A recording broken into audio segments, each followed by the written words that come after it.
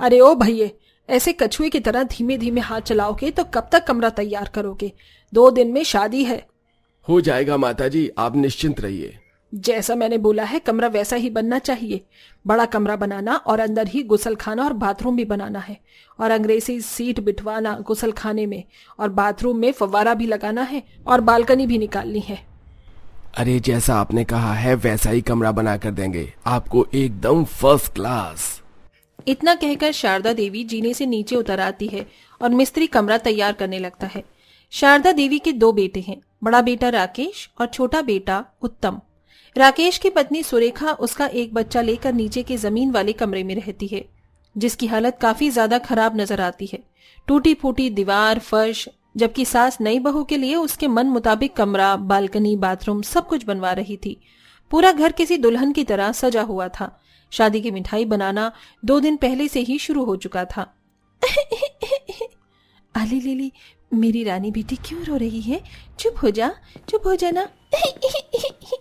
अरे बड़ी बहू, तूने अभी तक ये लड्डू बनाकर पूरे नहीं किए? अभी मेहमानों के लिए 1000 डिब्बे तैयार भी करने हैं। माँ जी, लड्डू ही बना रही थी। देखिए ना, पता नहीं आराध्या बहुत ज्यादा रो रही है, गोदी नहीं छोड़ रही। दूध पिलाकर भी देख लिया, फिर भी शांत नहीं हो रही। पता नहीं कैसी रोतड़ू बेटी पैदा करी है, बस दिन भर भैं भैं करती रहती है। अरे इसको पक्के पर सुला दे, शादी वाला घर है, बतेरे काम बाकी है। तभी सुरेखा कमरे की जमीन का टूटा फूटा हाल देखकर सास से कहती है, माँ जी, आप देवरानी के लिए कमरा बनवा ही रही थी तो लगे हाथ मेरे कमरे का भी प्लस्तर करवा देती। मैं भी जब से शादी करके आई हूँ मेरा कमरा ईंट वाला है और जमीन भी एकदम खुरदुरी है। आराध्या को जमीन पर सुलाने पर उसकी त्वचा छिल जाती है।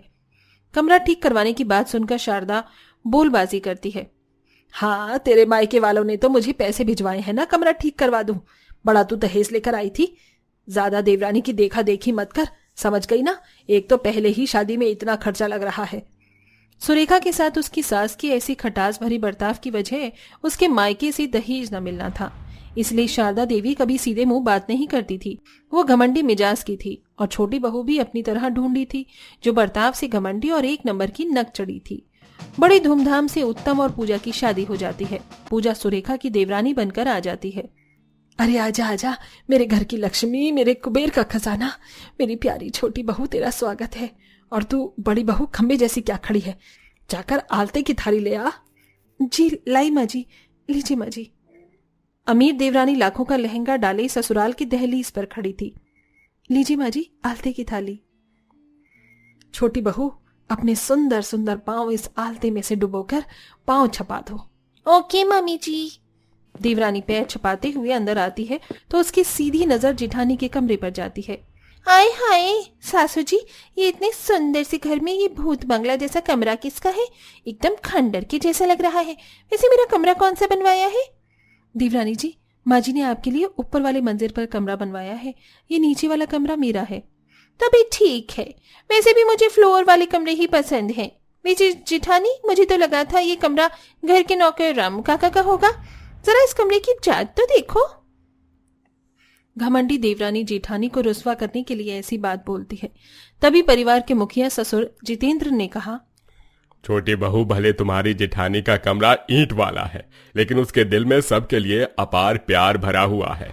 बड़ी बहू ने अब तक बड़े प्यार से इस घर परिवार को संभाल कर रखा है। उम्मीद है तुम भी अपनी जेठानी की तरह इस परिवार में प्यार बनाकर रखोगी। जेठानी की बड़ाई सुनकर देवरानी पूजा जल भुनकर राख हो जाती है और पैर पटकते हुए अपने ऊपर के कमरे में आकर गुस्से से गहने उतारने और बड़बड़ाने लगती है। ससुर जी, उस गरीब जेठानी का गुणगान तो ऐसे कर रहे थे जैसे कि महारानी ने उन्हें सोने की सीढ़ी चढ़ा दी हो। अरे इस घर में मैं इतना सारा दहेज लेकर आई हूँ, ना कि वो। तभी उत्तम हाथों में दूध का गिलास लेकर खुश मिजाज मन से कमरे में दाखिल होता है। आहा, कितनी अच्छी खुशबू आ रही है।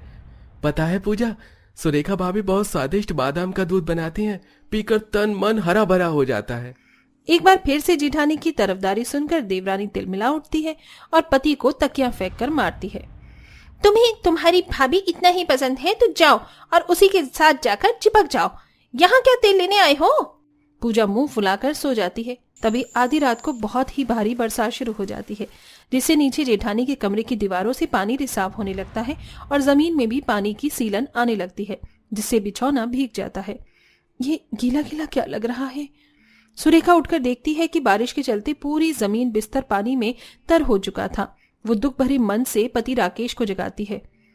ए जी, उठिए उठिए ना, देखिए पूरे कमरे में पानी भर गया है। हे भगवान सुरेखा, जल्दी से बिटिया को गोद में उठा ले।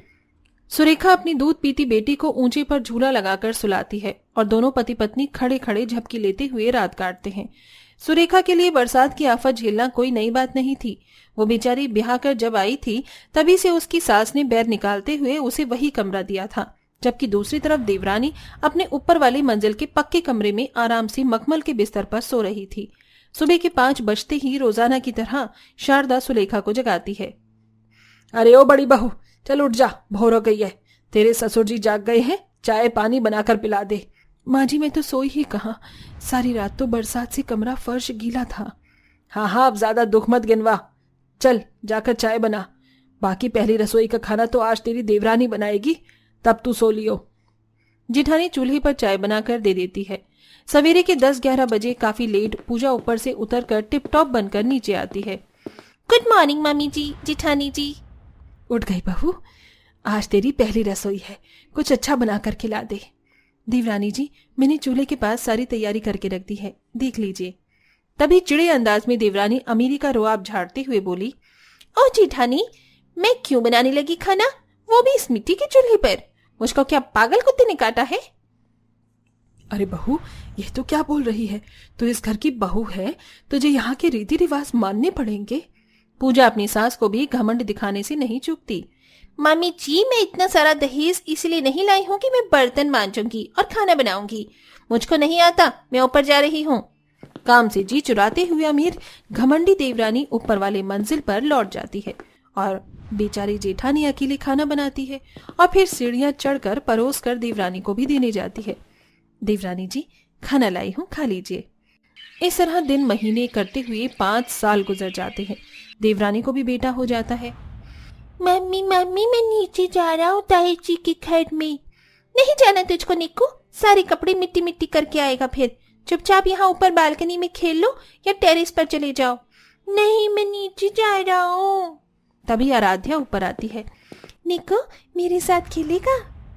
आ गई टिंगी, अब सारा दिन दही की तरह जमी रहेगी, ऊपर से इसे भगा देती हूँ। अरे ओ आराध्या, चल नीचे जा अपनी माँ के पास में।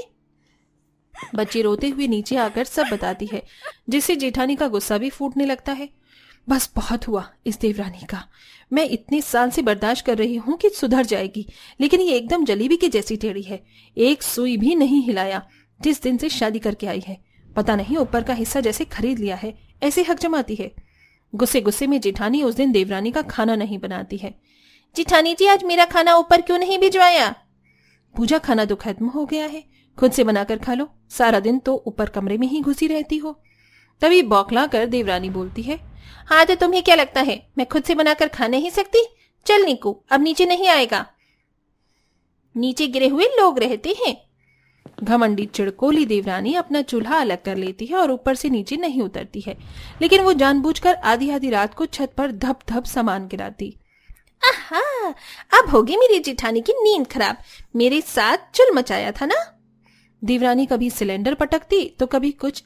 इधर जेठानी भी लावे की तरह फूटने को थी। इतनी रात में इस देवरानी को दौरे पड़ रहे हैं क्या? ये सामान क्यों पटक रही है? इसी तरह दिन बीतते हैं। अब पूजा सुरेखा को ना तो ऊपर कपड़े सुखाने जाने देती, तो वहीं सुरेखा भी उनके नीचे से निकलते टाइम जगह पानी पानी बिखरा देती थी। अरे ओ जेठानी, इतना कीचड़ कीचड़ क्यों मचा रखा है? बेजे में भूसा भर लिया है क्या? नहीं, मेरी मर्जी, मैं चाहे कीचड़ मचाऊं या फिर अपनी जगह को नहलाऊं धुलाऊं, नीचे का हिस्सा मेरा है। दोनों देवरानी जेठानी के बीच सुबह शाम खटपट रहने लगती थी। तभी एक दिन इतनी तगड़ी बारिश होती है कि देवरानी का नया नया ताजा बना कमरा भी जोरों से टपकने लगता है और दीवार में दरार आ जाती है। उत्तम, कुछ करो, मैं और पानी साफ नहीं कर सकती, मेरे हाथ दुख गए हैं। माँ चलो न ताई जी के पास नीचे चलते हैं। हाँ निकू, चलो नीचे भाभी भैया के पास में चलते हैं। ये टपकने वाला छत नहीं थमने वाला है, मिस्त्री वालों ने नकली रेत सीमेंट घर बनाने में लगाया था। पूजा को समझ में नहीं आ रहा था कि वो किस मुंह से जेठानी के पास आती। तीनों नीचे आते हैं, जहां पूरा ससुराल जेठानी के उस कमरे में बैठा हुआ था। सुरेखा ने सबको चाय पीने को दिया और बिछोना लगा दिया। ये लीजिए, सबको ही थोड़ी गर्म चाय पी लीजिए, अच्छा लगेगा। लो पूजा, तुम भी लो, और तुम देवर जी और निकू उस गद्देदार बिस्तर पर सो जाना, तुम्हें पलंग की आदत है ना। इतनी लड़ाई झगड़ों के बाद भी अपनी जेठानी का अनमोल स्नेह देखकर पूजा अपनी बर्ताव के लिए माफी मांगने लगी। बड़ी भाभी, मुझे माफ कर दो, मैंने आपको घमंड घमंड में बहुत भला बुरा कहा, पर दुख में आप ही हमारे काम आ रही हैं। कहा सुनी सब माफ देवरानी जी, अब चाय पी लो। और पूरा परिवार नीचे उस कमरे में सो गया। अगले दिन का सूरज खुशियों का नया सवेरा लेकर आया। दोनों देवरानी जेठानी एक साथ मिलजुल कर रहने लगी। दोस्तों, आपको कहानी में कौन सी बहू का किरदार पसंद आया? क्या आपके घर में भी ऐसी देवरानी जेठानी है? कमेंट बॉक्स में जरूर बताएं।